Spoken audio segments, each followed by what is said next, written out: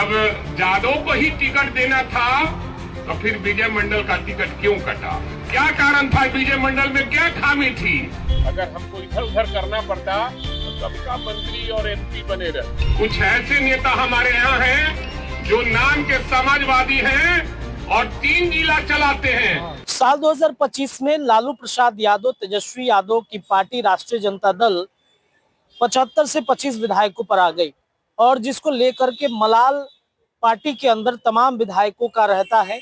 अभी भी कई ऐसे जगह है जहां पे जब वो भाषण देते हैं तभी इस बात का मलाल अपने भाषणों में जिक्र कर देते हैं।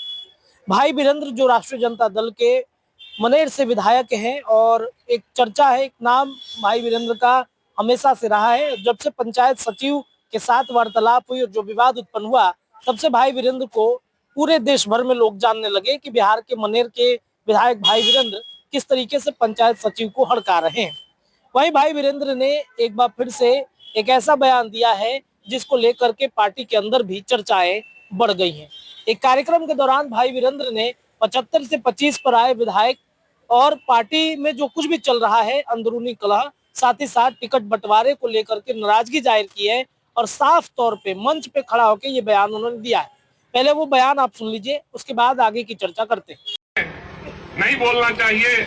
विजय मंडल जी, हम दोनों आदमी एक साथ एमएलए थे। जब जादव को ही टिकट देना था तो फिर विजय मंडल का टिकट क्यों कटा? क्या कारण था? विजय मंडल में क्या खामी थी? हम इनकी लड़ाई बहुत लड़े हैं अपने दल में कि नहीं कटना चाहिए था और वो भी बाहर के लोग को टिकट दिया गया जो दूसरे जिला के लोग थे। कुछ ऐसे नेता हमारे यहाँ हैं जो नाम के समाजवादी हैं और 3 जिला चलाते हैं। न कहता है लोग कि ये जिला, ये रोहतास जिला जोतेलन।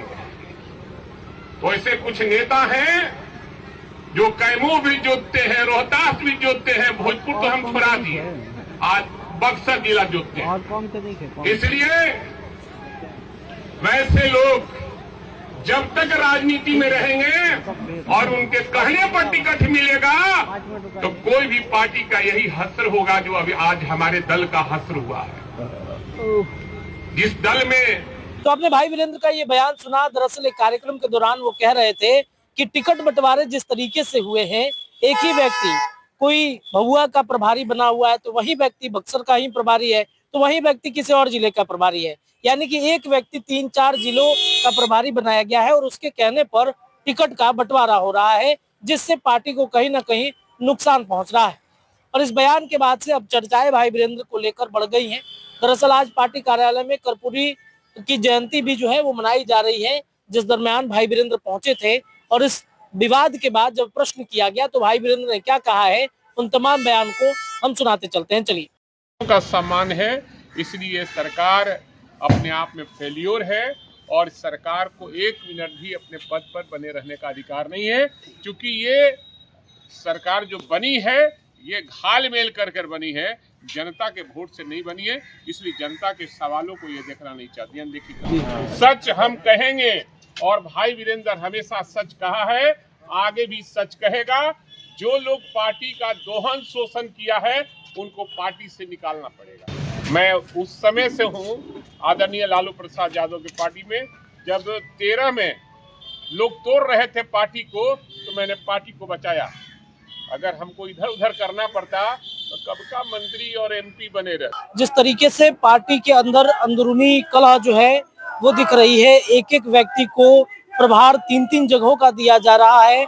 अगर यही स्थिति रही तो आने वाले वक्त में पार्टी ढंग से नहीं चल पाएगी। एक तरीके से उन्होंने तेजस्वी यादव को कहा है कि इस तरीके की चीजें नहीं करनी चाहिए और उन्होंने ये भी कहा कि मैं लालू यादव के समय से लगातार राजनीति कर रहा हूं, मुझे पता है कि सच क्या है, गलत क्या है और जो गलत है उसे मैं गलत कहूंगा।